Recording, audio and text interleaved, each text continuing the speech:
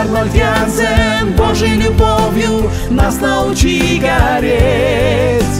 Нам помоги нести Слово Божье и души во тьме согреть. Помни о нас, молись о нас.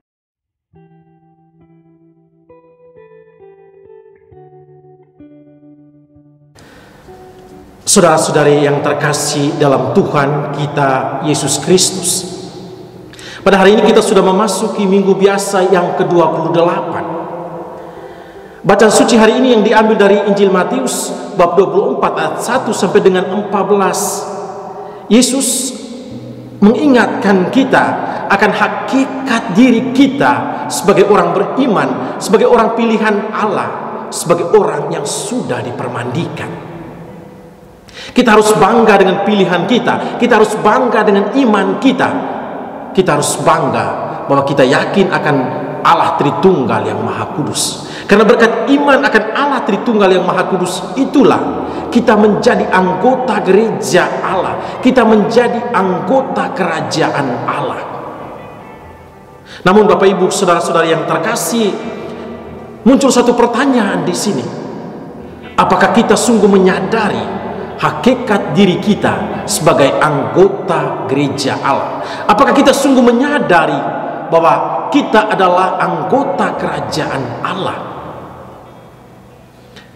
Tuhan lewat perumpamaan hari ini yang dikisahkan dalam Injil mau membantu dan lebih jauh menyadarkan kita akan hakikat diri kita itu sebagai anggota gereja Allah, sebagai anggota gereja kerajaan Allah.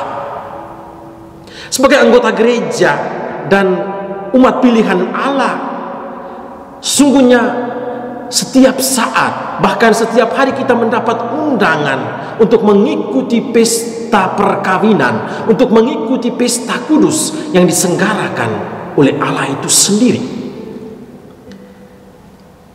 Kita dalam kenyataannya, saudara-saudari yang terkasih, seringkali mengabaikan undangan Allah itu.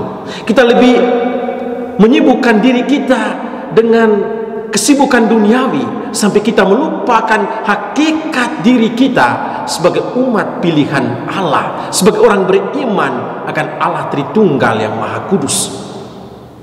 Pada tingkatan ini, saudara-saudari yang terkasih, saya boleh mengatakan bahwa kita sekarang ini sedang menderita skleros spiritual. Kita saat ini sedang mengalami lupa spiritual.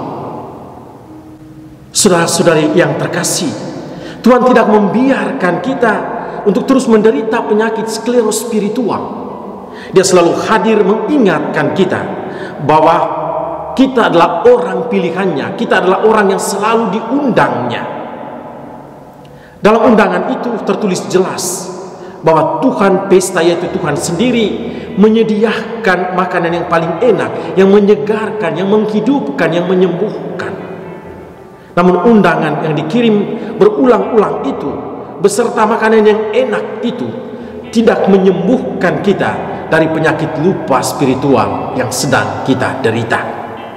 Penyakit skleros itu semakin parah membelenggu diri kita. Namun saudara-saudari yang terkasih, Tuhan tidak pernah kalah. Tuhan tidak pernah menyerah. Dia kembali mengirimkan undangannya, dan kali ini dengan perintah untuk mengundang siapa saja, bahkan orang baik, orang jahat.